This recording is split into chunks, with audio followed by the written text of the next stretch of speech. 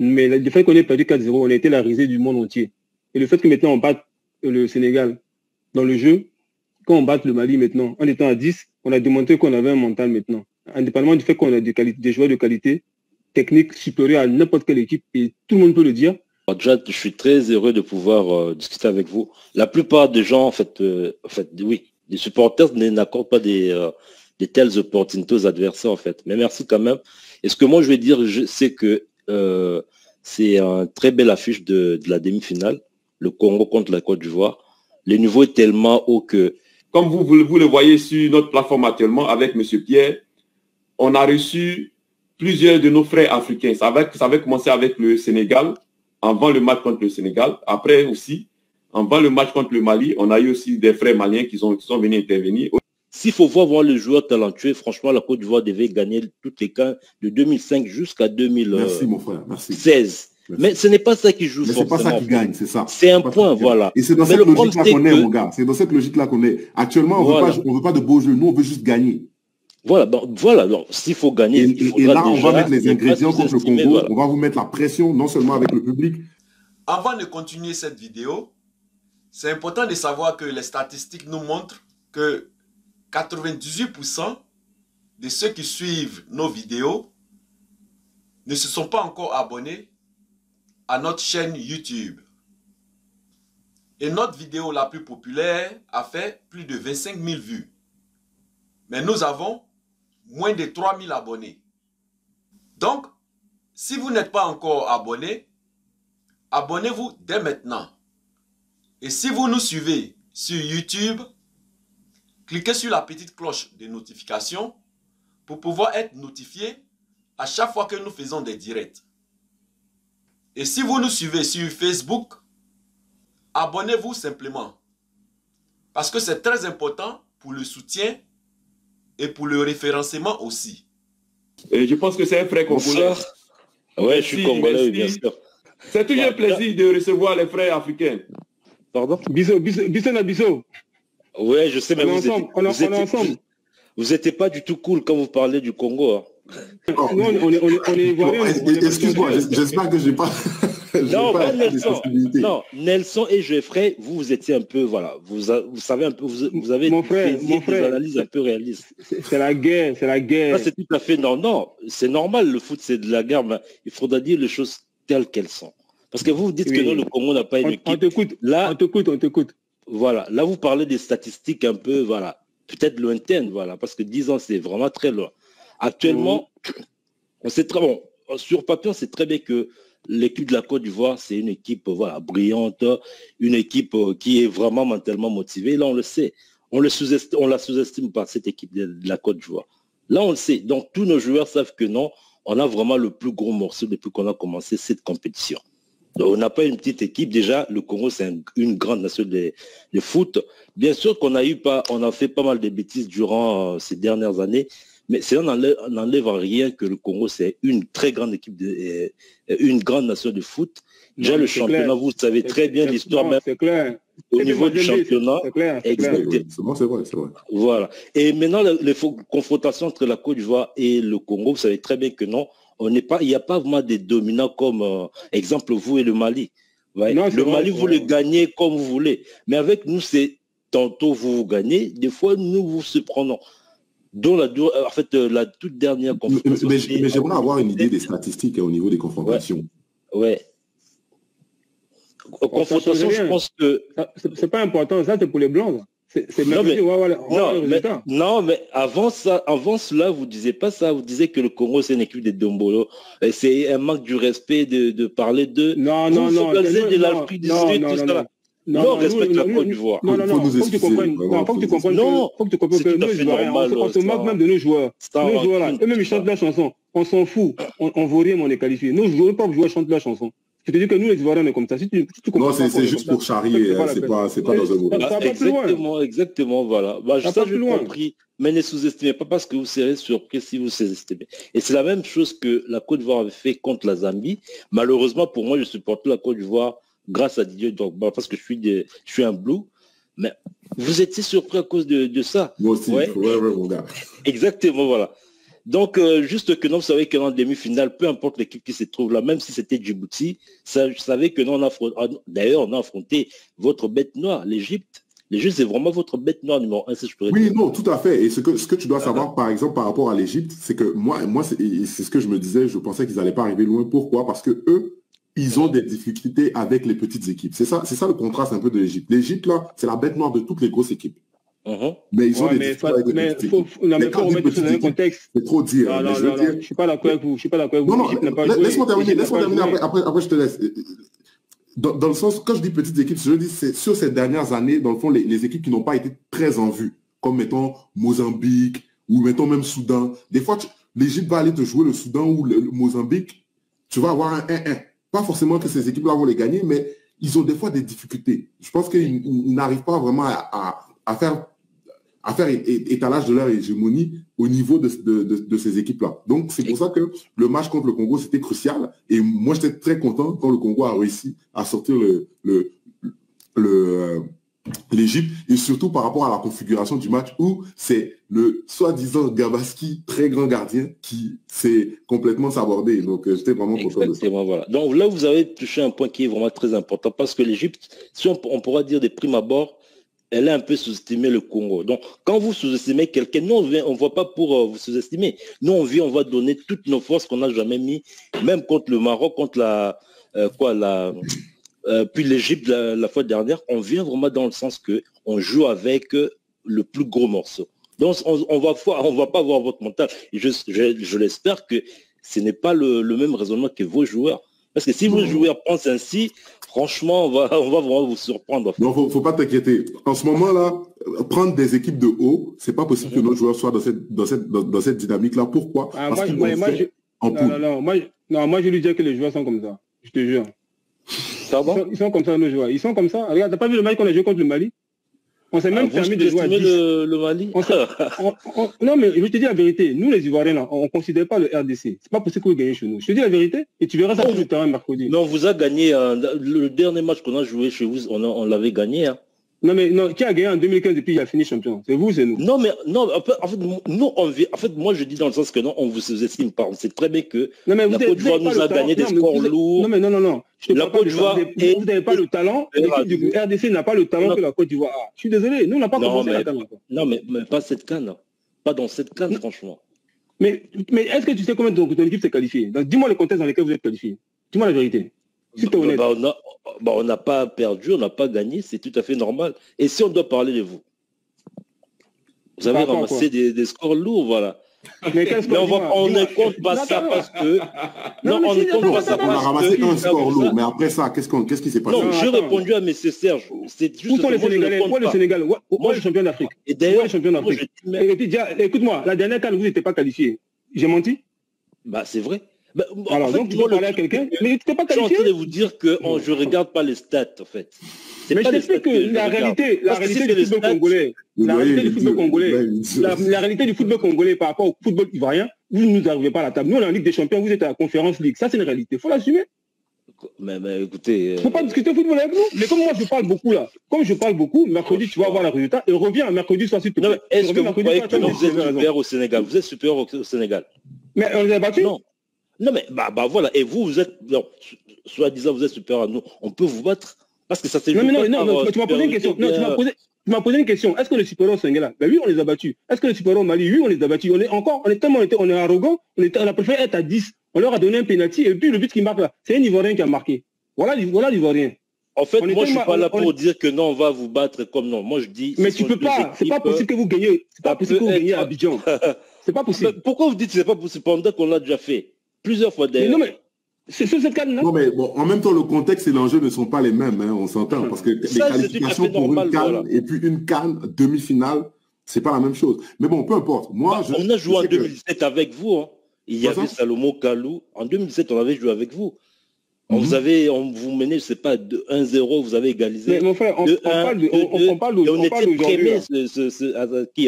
Dans cette poule-là. Mais c'est-à-dire que c'était une canne. En 2017, non mais attends, juste un point. En 2017, déjà, il faut savoir qu'il y a une statistique qui est assez virulente, c'est le fait que les équipes qui viennent juste de gagner une coupe, lors de la prochaine CAN, la plupart du temps, elles sortent en poule. Et c'est ce qui s'est vérifié avec nous. Non, mais... Non. Le Sénégal, ce que je veux dire, l'équipe de 2017 que vous avez rencontrée, comparativement à celle qui venait de gagner la CAN, ben, on était dépourvu de plein de joueurs qui étaient partis à la retraite. C'est une nouvelle génération. Voilà, c'était une nouvelle génération, c'était une équipe en construction. Salomon Kalou était là. Non, mais c'est pas la référence. Oui, tu avais Salomon Kalou. Aurier était là. Et qui l'autre là, votre joueur là qui pleure ce voilà. Comment il s'appelle Gradel. Gradel est aussi là. Le capitaine. Il parle de Seridier. Seridier, voilà, il était là. Donc tous les cadres étaient là. Non, mais ça, c'est pas de toi à moi. Quand on parle de joueurs en Côte d'Ivoire, c'est ceux-là que tu mets en avant dès le départ. Bon, peut-être Kalou, je te dis OK. Mais Seridier, même parmi, c'est vrai qu'il a gagné une coupe, mais de tous nos milieux défensifs qu'on a eu en Côte d'Ivoire, Seridier, c'est pas de Yaya Touré, ouais. C'est ça, tu vois. On avait un Yaya Touré, par exemple, que vous n'avez pas. Bon, pas nous de ça, si tu veux. Ouais. En fait, moi, avec Yaya Touré, on les a battus en demi-finale. Hein. Je suis pas. Bon, on vous avez battu aussi. On vous avait battu aussi quelques mois plus tôt, voilà. Et vous savez très bien que vous avez gagné ce match. Bon, vous avez au moins réduit le score difficilement, vous le savez. Ouais. Donc, bon, moi, en fait, je suis pas là pour dire talentueux. Non, mais il n'y a pas de souci. Là, on le reconnaît. S'il faut voir le joueur talentueux, franchement, la Côte d'Ivoire devait gagner toutes les cas de 2005 jusqu'à 2016. Merci, mon frère. Merci. Mais ce n'est pas ça qui joue forcément. C'est pas ça qui gagne, c'est ça. C'est un point, voilà. Et c'est dans cette logique-là qu'on est, mon gars. C'est dans cette logique-là qu'on est. Actuellement, on ne veut pas de beaux jeux. Nous, on veut juste gagner. Voilà, donc s'il faut gagner, et là, on va mettre les ingrédients contre le Congo. Voilà. On va vous mettre la pression, non seulement avec le public, les joueurs.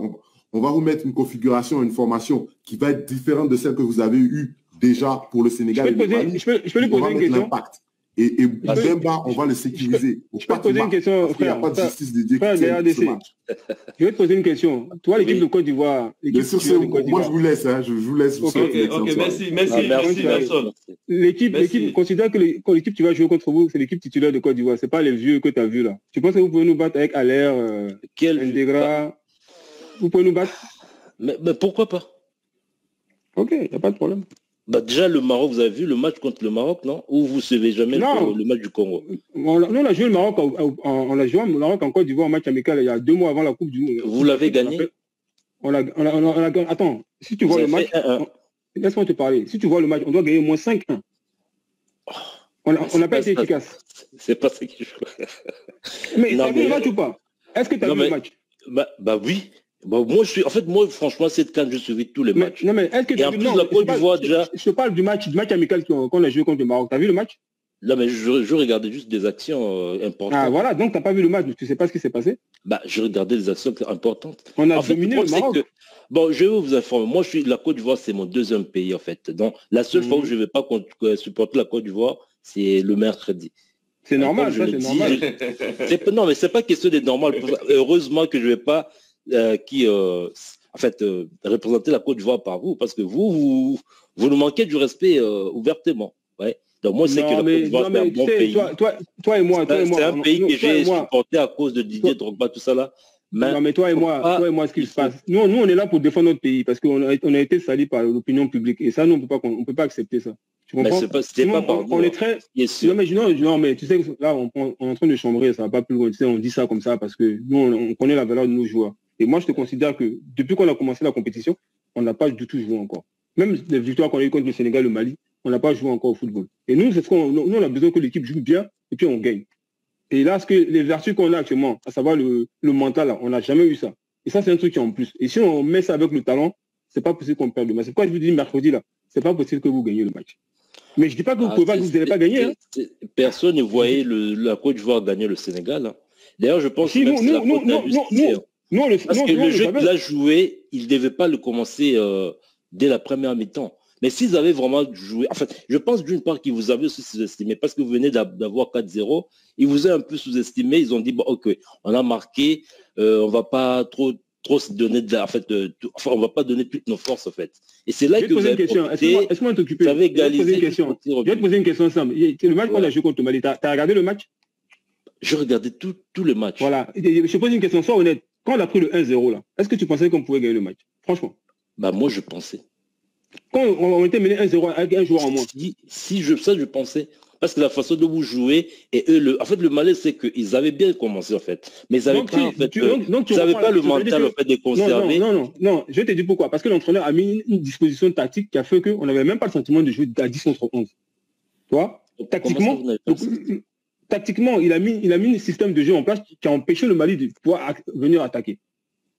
Non, mais le Mali vous a dominé tout au long du match. Mais est-ce qu'ils ont été dangereux? Ils ont été dangereux, non. Ils ne sont pas créés d'action. Mais vous avez très peu cadré. Vous avez cadré, je pense, juste mais on pouvait pas, les 10 dernières minutes. On était un joueur de moins. Donc, qu'est-ce qu'on a fait? Nous, on était stratégique. On s'est dit que comme on ne peut pas attaquer tout le match, on va attendre vers la fin de chaque période pour mettre la pression pour aller chercher à marquer. C'est ce qu'on a fait. Donc, on les attendait et ils tournaient en rond. Et d'ailleurs, je vais vous choquer. Vous savez que non, la faute qui a amené le but, c'était... En fait, le but, l'action qui a amené le but, c'était une faute d'alerte. D'ailleurs, ça méritait même un carton jaune. Ah, là, je ne maîtrise pas. Maintenant, si vous, les Congolais, vous commencez à vous plaindre de l'arbitre, moi, je n'ai pas dit ça parce que je n'ai pas dit que non, vous étiez favorisé, mais moi, quand je parle, en fait, l'arbitre a été comment? Non, moi, j'aime pas. Il a bien arbitré, ça, c'est tout à fait normal. Vous avez eu des cartons rouges, un penalty. Moi, quand je parle football, j'aime pas qu'on parle des arbitres parce que c'est des êtres humains. Donc moi, je ne parle pas de ça. En fait, il a bien arbitré. Serge, il est en train de dire que l'arbitre a bien arbitré. C'était juste une parenthèse. Malgré ça, les gens ils remettent en cause notre victoire à chaque fois. Donc, non, pas moi. En tout cas, pas moi. Oui, il faut quand même reconnaître parce que l'arbitre ne peut pas aussi être parfait. Il y a eu des fautes déjà contre Sadio Mané. En fait, il a voulu se rattraper en fermant les yeux. Si. Je suis pas d'accord. Moi, je viens de dire, pour le carton rouge de Sadio Mané, ça aurait été un autre joueur là. Il aurait mis le carton rouge. Parce que c'est Sadio Mané, il l'a pas mis. Ouais, peut-être le nom aussi, voilà. Là, on s'est dit. Il venait de se marier. Il voulait pas qu'il parte pour gâter sa réputation. Marié ou pas marié, en fait, ça n'a rien. Non, mais parce que non.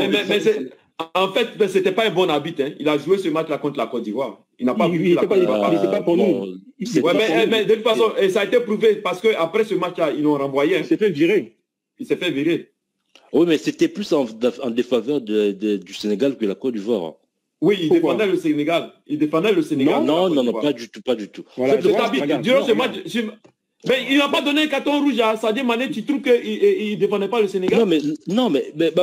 Pourquoi il n'a pas accordé le penalty contre le joueur qui a été sorti hier? Et pourquoi il ne met pas le carton rouge alors? Oui, et pourquoi il ne met pas le carton rouge alors? Là, c'est une faute, c'est ça, je le dis. Donc, il s'est dit qu'il a fait des erreurs des deux côtés. Le carton rouge, ça fait 10 contre 11 contre 10. Et d'ailleurs, vous savez que le carton rouge est plus fort qu'un penalty. Mais je comprends vous avez joué à 10 contre 11. Mon frère, oui. Je vais te poser une question. Tu penses que le Sénégal, là, si j'étais à 10 au début du match, là, il pouvait battre la Côte d'Ivoire? C'est malhonnête. Non, mais en fait, le problème, c'est que le coach, je ne sais pas qu'est-ce qu'il a pris. Non, mais tu n'es pas objectif. Il a voulu conserver. Non, mais moi, je dis ce qui a été fait. Moi, je supportais la Côte d'Ivoire.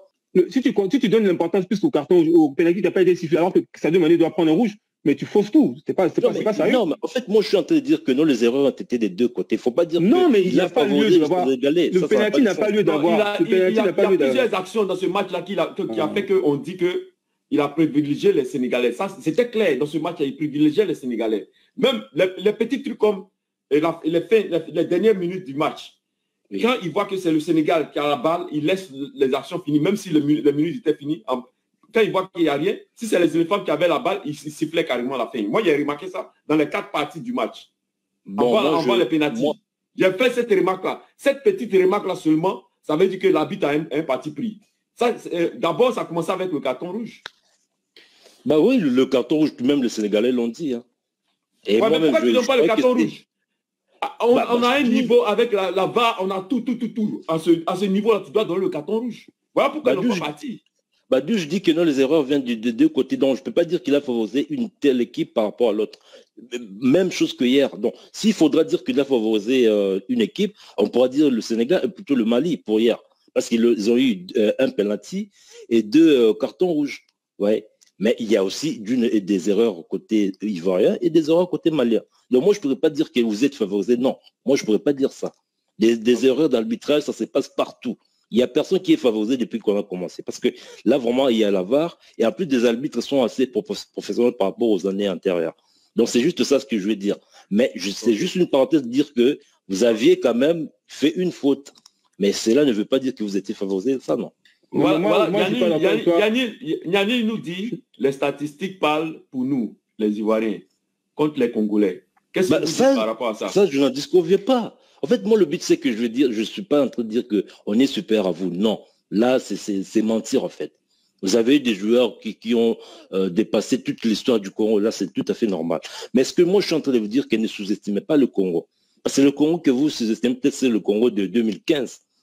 Alors, vous voyez, en 2017, bon, vous dites que non, c'était les vieux, mais on vous a surpris. Et ça peut aussi être le cas pour le mercredi. Et pendant non, que vous étiez... ce que vous dites, parce que il faudra voir cela. Ce que tu dis là, bien avant que le match commence là, le Sénégal a dit la même chose, le Mali a dit la même chose. Bah vous aussi dites la même chose contre nous. Non, ça fait partie des meilleures équipes qui produisent du beau jeu. Vous avez un fond de jeu. Et nous, on ne fait pas du beau jeu. Tu le connais? Bah oui, non, il n'y a pas de beau jeu. Ah non, mais c'est que vous ne suivez pas le foot. Et vous faites la canne. Mais on verra que vous n'avez pas construit la canne. Non, mais en termes du jeu, on fournit un bon jeu. Bon, la seule erreur peut-être, c'est que peut-être notre 9 n'a pas son meilleur niveau, peut-être. Mais il joue quand même un rôle qui est assez important, mais pas de la façon dont on voulait qu'il joue en fait. Mais on a un banc qui est blindé. Mais vous jouez à 10, vous jouez à 10, tu sais très bien. À nous dire, non, moi, tout ce que je peux dire à mes frères congolais, parce que moi-même, j'ai mes filles. Là, maman est congolaise, donc je suis bien placé. Il y a un conflit déjà à ce niveau-là, parce que, comme je dis, on est chez nous en Côte d'Ivoire, on doit se faire respecter. On aime tous les frères africains, il n'y a pas de souci. On est un pays hospitalier, ça ne changera pas. Maintenant, il y a un truc qui se passe, c'est que la population, moi, je suis en Europe, ici en France.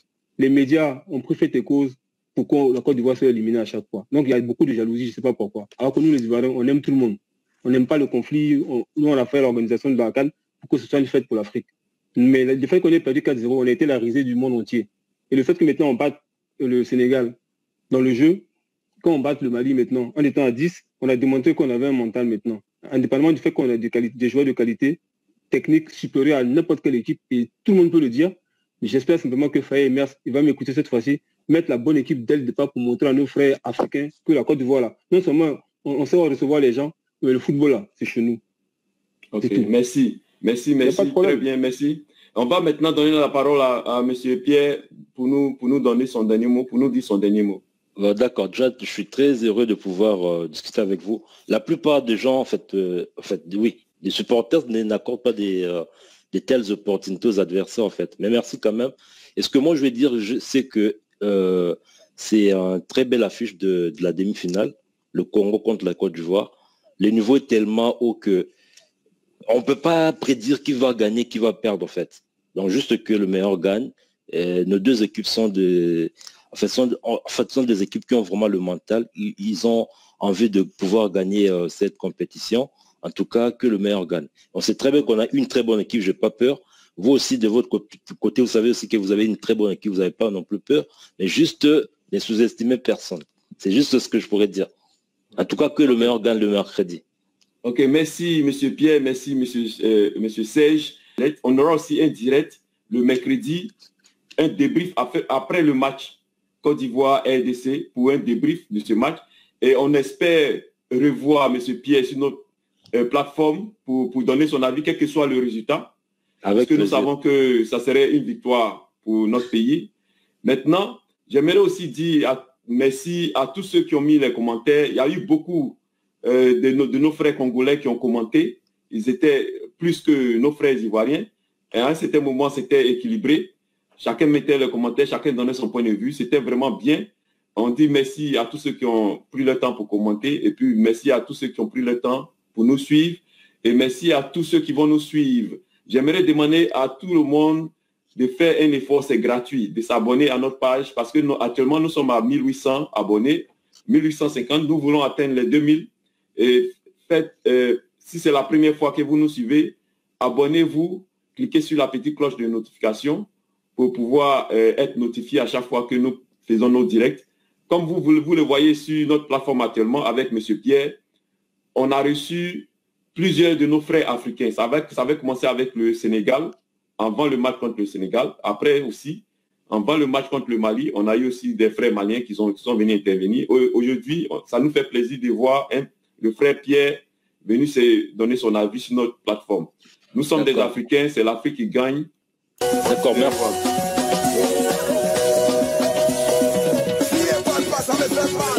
Vous la FIFA, vous nous montrez que vous aimez l'argent que le pays. La FIFA, je suis des bourreaux, des bourreaux. Vous nous prenez les entraîneurs et puis sont déjà fatigués. Vraiment